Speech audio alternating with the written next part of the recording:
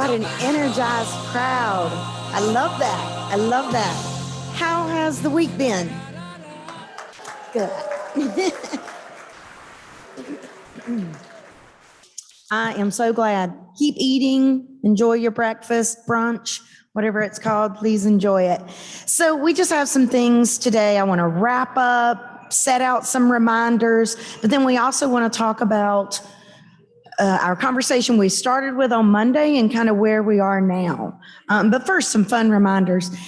We spent a great amount of time thanking all of the keynote speakers who were absolutely amazing. So I am happy to thank them again for any who are in here. So please give a round of applause for all of our housing speakers, everyone. The ladies from PIP, you name it. But we also had an incredible amount of speakers doing breakout sessions.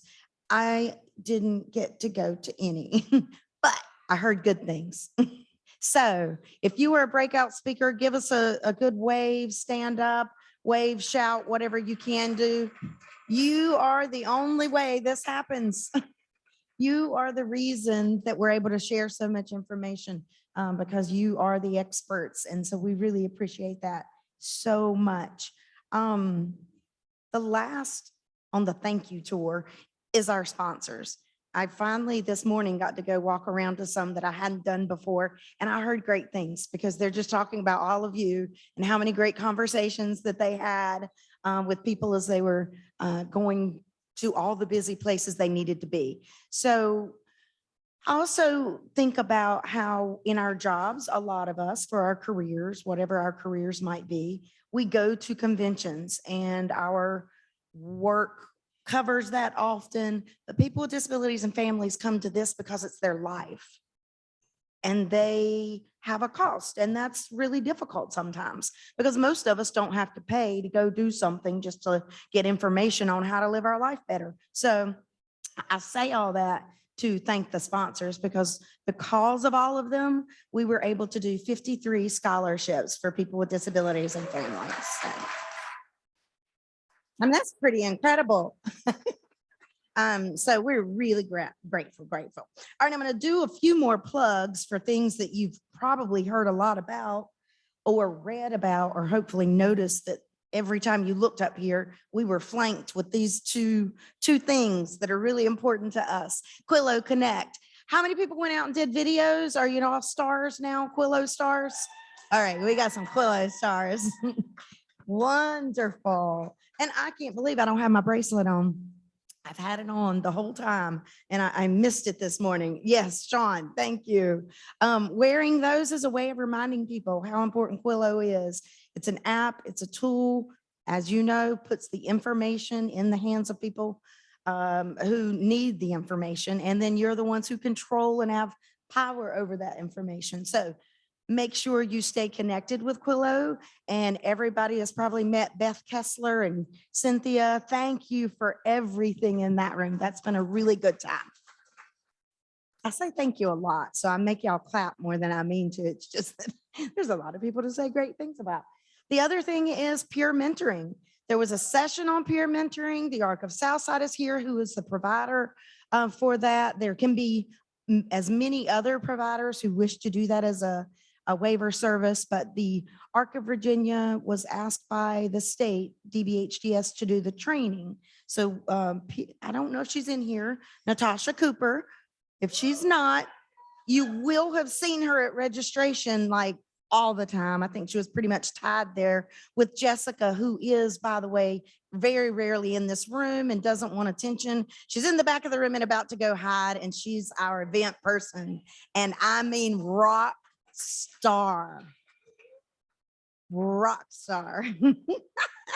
We love her. So for peer mentoring, if you ever think about, like, we all have goals and things that we want to do, and the best advice in life and the best support and the best way to feel good about what you're trying to do is to talk to somebody who's been there, somebody who has similar life experiences as you. I think that's really what the ARC is about in general. And I say that because right before coming up here, I was blessed to get to take this mom, Jennifer, and make sure she met this mom, Glenna, because she's going to be a really great match to connect and help her through some things. And that just comes from conversation. So the same thing for peer mentoring. If you use the waiver, or if you're on the waiting list, because of the contract we have with DBHDS, you can get this service. I don't know of another service that you can get without the waiver, right? There's not another one that we've made this exception, and it's because DBHDS did a contract for that. And there is Natasha in the back who is in charge of peer mentoring. She's about to punch me.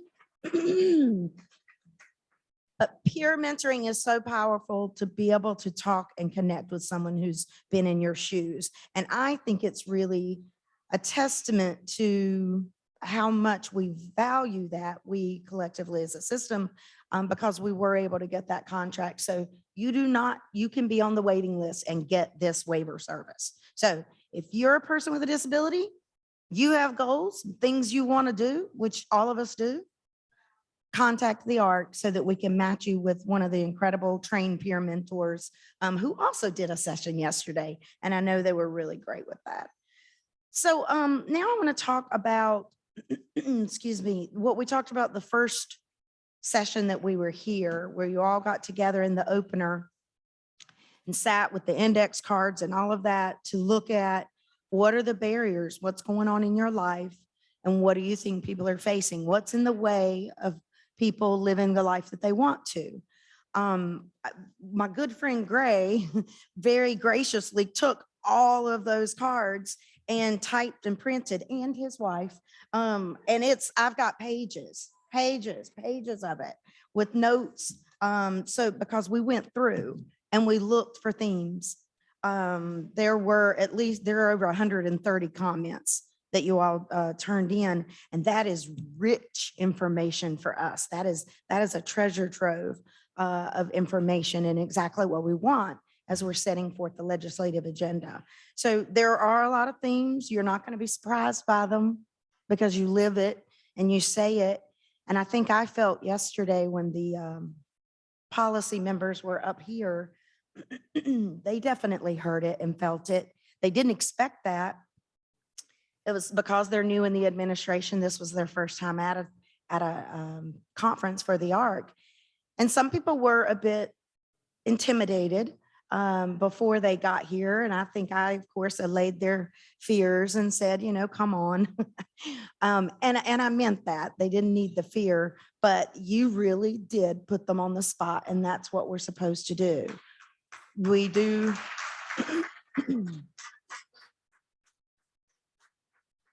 They need to hear the real stories, because in their offices, in those administrative buildings, you don't.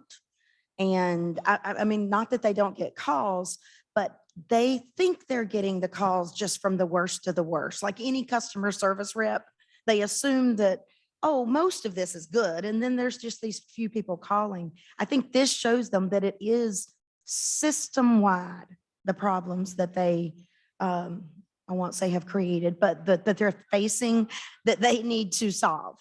That now they see that it's pervasive. It is absolutely across the board.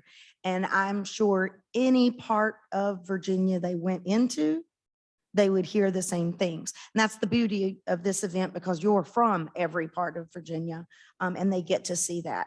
And a couple of them stayed for a long time and invested time afterwards. And thank you to you, passionate people who stood up and said things.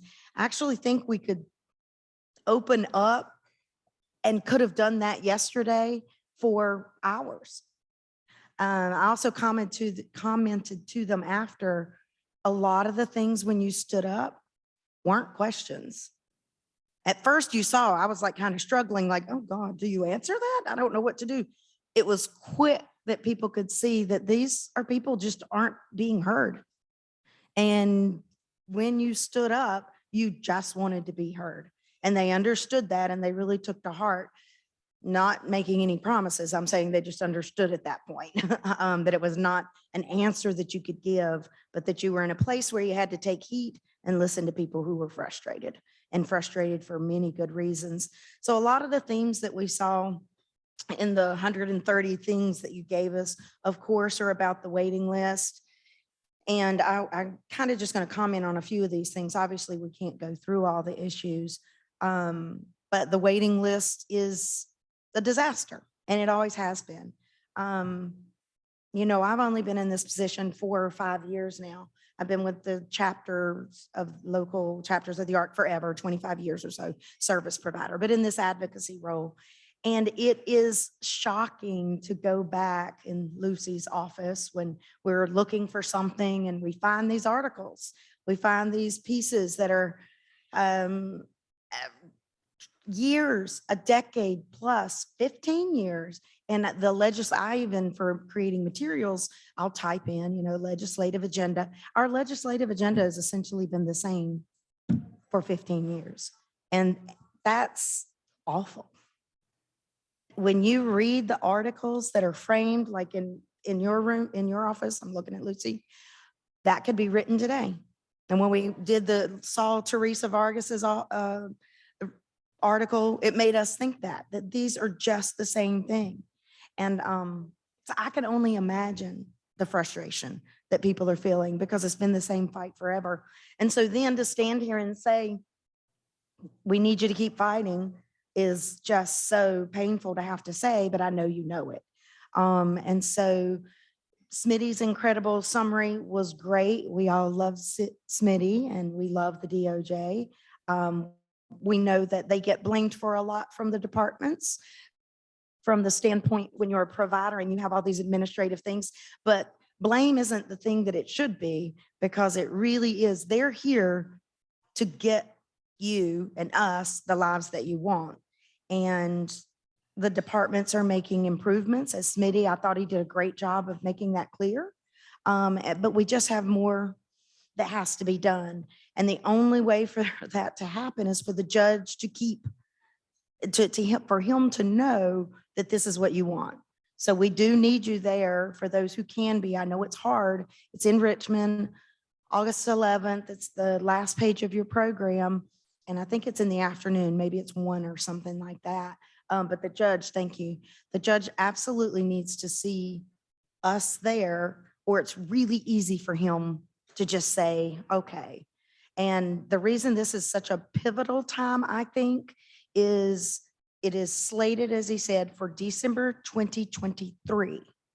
But in order to be compliant December 2023, they have to be compliant December 2022 because they have to be compliant for 1 year. And it's not going to happen. And so while people think there's always these conversations of, oh, do we want DOJ to stay? Of course we do. No one else does, but we want that extended because there's nothing else to hold our feet to the fire, their feet to the fire once they're gone. And they're not going to be in compliance December 2022. And I don't mean that insultingly. It's just impossible. So we need the judge to hear this. So I've said it enough, I think. So if you're able to be there, please do.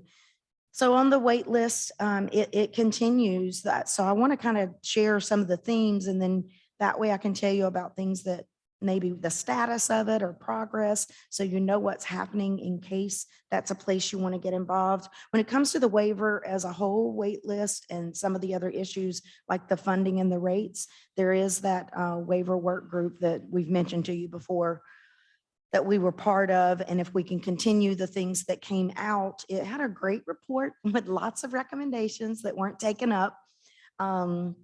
But that's okay. They always put together these work groups. In this case, it's actually the General Assembly, but we're going to hold on to that report. Karen's committed to that report. Karen Tafelska with Virginia Access, our partner, and many other partners, Autism Society, all the groups that are in here. We're going to hold on to that report because we still want to move those things forward. It was things like creating core services. There are many states that have core services that is a smaller set that when you're identified as having the need, you're diagnosed, whatever it might be, you're automatically eligible for this small set of services. Because Kim has done a great job, I think, in telling the story for years of if you would just give a little help early to people, then you can help them avoid going into crisis and needing the much larger set of services that are more costly. So we'll keep pushing forth the things that are in that recommendation. And if it's not on our website, we can make sure it is, but it's definitely on DBHDS and the site where you go to see all of the reports that come out of these work groups.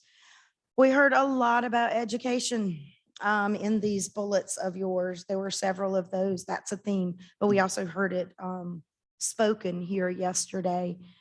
And that's actually that connection we were making earlier, because that's a real struggle, making sure our kids are included and they're able to get a good education, but most importantly, can have that in the school of their choosing, that hopefully is right there in their neighborhood where their siblings and friends and neighbors are going to school.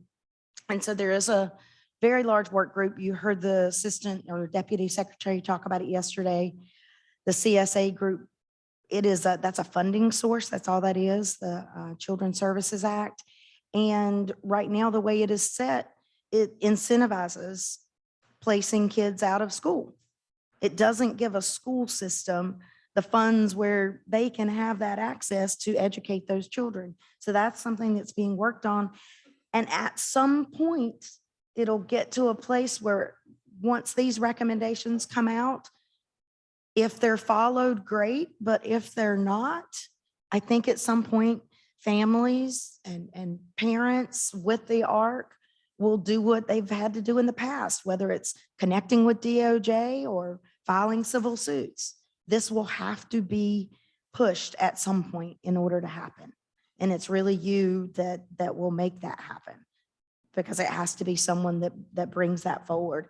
And I feel like it's been going on, obviously, as we've said, forever. The same thing would be true of the waiting list, that it may eventually take litigation. Other things that were talked about, rates, jobs, all of that. We want to hear from you on any specific solutions. I think the ladies with PIP did a great job in their presentation. Catherine, Kate, and I don't want to, Megan, thank you, did a great job of saying, it wasn't on the ARC's legislative agenda, but then when their Capitol Day was being done, their mock testimony day, that's really a real testimony day, as Dorothy so eloquently put, we heard that, and we heard it resoundingly over and over again. And so it got on the legislative agenda. So we want to hear from you if there are specific things that you, not only the barriers you listed here, but maybe you have solutions. So we want to help bring and organize people together to have, to find solutions and put those forth and get movement. I think the others, I'm not going to go through all of them. AT, assistive technology, environmental modifications, that was in a lot of these 130 comments, people not being able to just simply access something. Anyone who doesn't have that barrier doesn't necessarily understand it. And I think that it stands out most to me just as an event planner for this, when trying to make sure people can get into the hotel and use the hotel. And because I don't experience and live that, it's hard to ask and know the right questions. And it was really hard. And this hotel is wonderful. It's beautiful. It's accessible everywhere outside. But there were some problems inside. So in fact, Kim does it, and I'm not poo-pooing the great place that we're in, but for everybody to learn that universal design is a thing and that you can make everything accessible to everybody. It really can be done.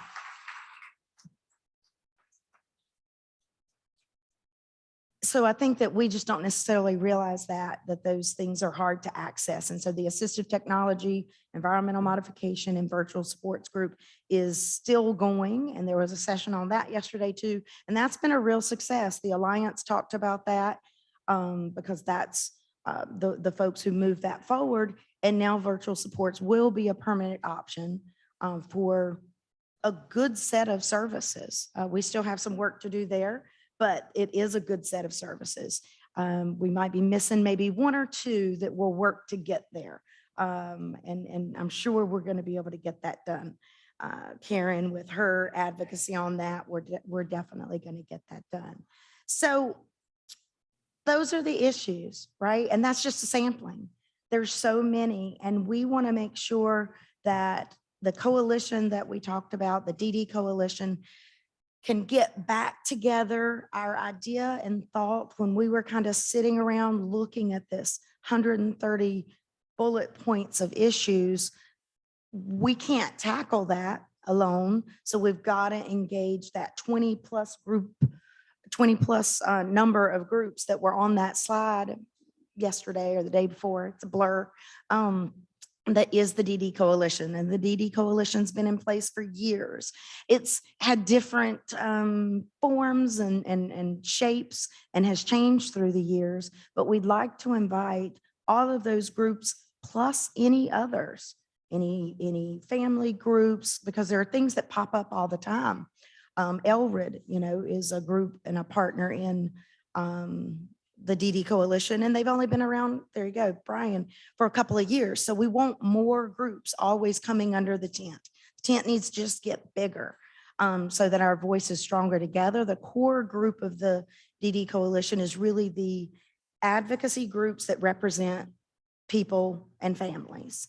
But beyond that, after that core group, then we have other groups like Virginia Access, the ACSB, groups that are representing providers, because that goes hand in hand. We're partners together, but we're not lockstep all the time. The ARC has to always put people and families first. And I think Angela, who may not be here today, made that very clear in her on the floor speech yesterday.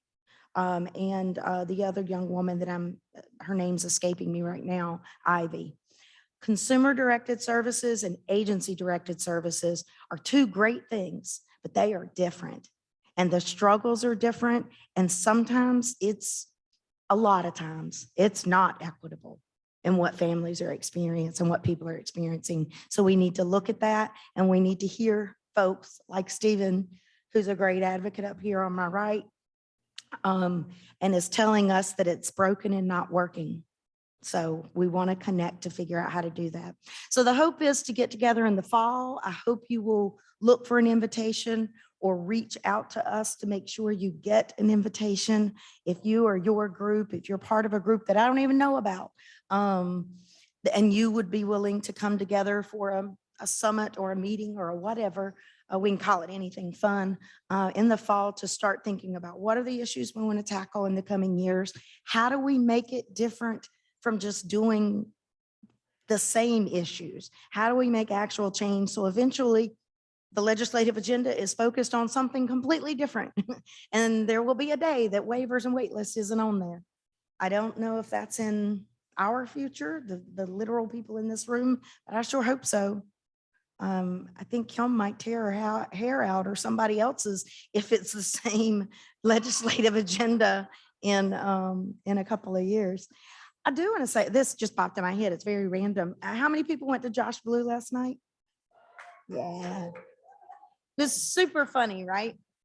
If you weren't there, obviously he's a comedian. And my favorite thing that he said was someone had yelled out something from the audience, like, "I love you," or something like that. And he said, "Hecklers are usually mean. Not at the ARC. Love you too, bro." That is us. My God, is that not us? Hecklers aren't mean here. This is the most loving, like, I don't know. It just really stood out to me, and I loved that. In fact, one of our team members tweeted it out at that time. So back to the point, you're going to get something in the fall, and we're going to get back together so that we can talk about the issues, but more importantly, talk about how we organize around those issues. And that's it. It's going to be time for the raffle now. The fun stuff. Oh, yes. Do we have our official raffle drawer? I think we do. I know lots of people got things. Let me make sure I had it. Yeah, I did that. I know what I can start with. She's getting the tickets, Joe. Oh, here it is. Robin, come here. Whatever's easy for you. What do you want to come up? There's plenty of time. She's gone to get the tickets.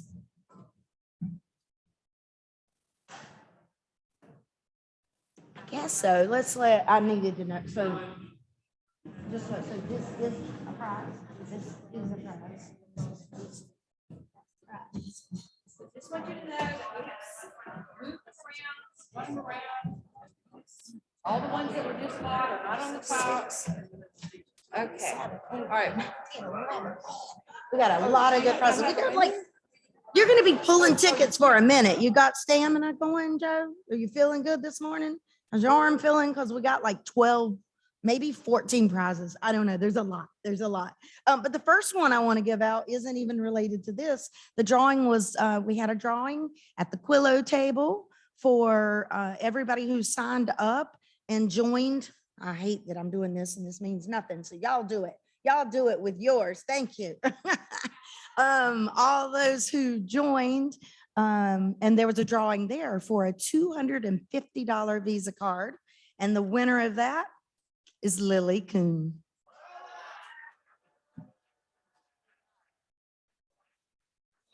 Man,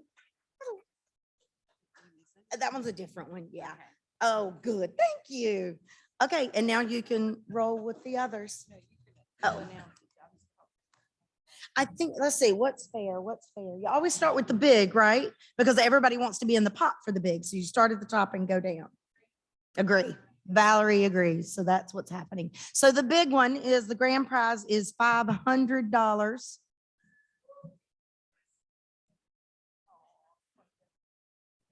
Did I intimidate you?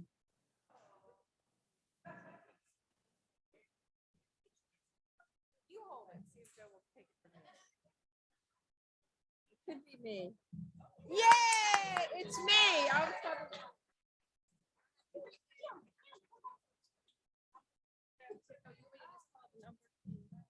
Okay. Ryan Sabata.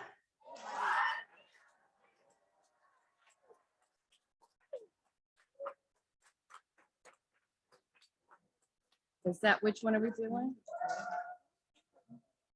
No, it's great. People love it. Right. Yeah.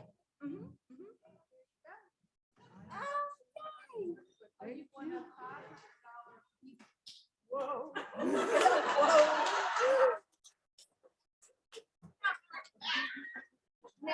Okay. Okay, so the next is for the $250 Visa card.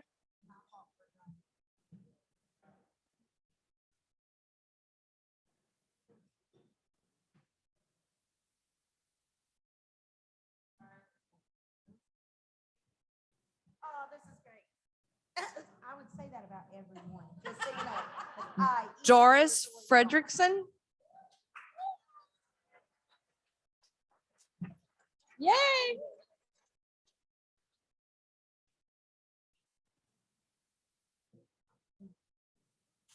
All right, so what are we drawing for now, ladies? That was $250. Yeah, so it's we have I another. have one more of those, right? I say we have another $250 gift card. This is, I love this person too. It's equal. Jay Ruley. Jen, sorry. Is Jen here? I saw her. Oh, yay.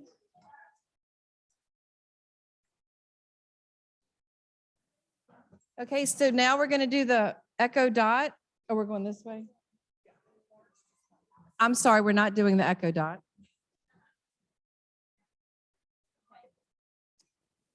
We're doing the video doorbell with the echo show. Deanna Rennan. Woo.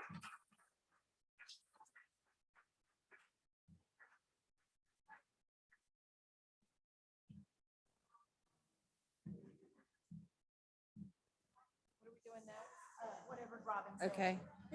Oh my. Next, we're doing another Blink video doorbell and an echo show. And I swear this is, I didn't put a ticket in the bucket. Chris bought these. Chris Goodlow. I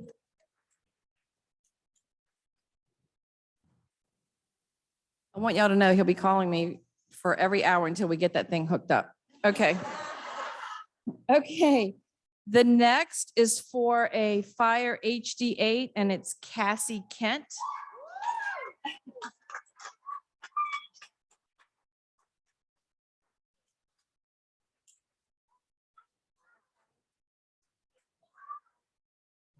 Next, we have a Echo Dot with a Wi-Fi Smart Socket 4-pack, and that goes to Reed Eaton.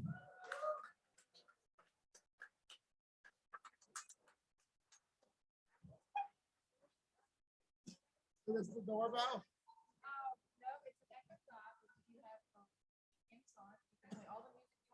I got one that matches my mom and sisters. Oh, you want me to draw one? I can't. No. Do I turn these in? Oh, no, you keep them. You're good. You're good. Next, we have the same thing. It's the Echo Dot, which if you don't know what that is, if you have Amazon or Alexa, or I'm terrible, I don't know what it is. And then a Wi-Fi smart socket. And that goes to, somebody's going to have to help me. Blackman. Tamika Blackman. Am I saying the name correctly? I apologize. All right, I'm going to call the number. Oh, you're here. Good. Okay.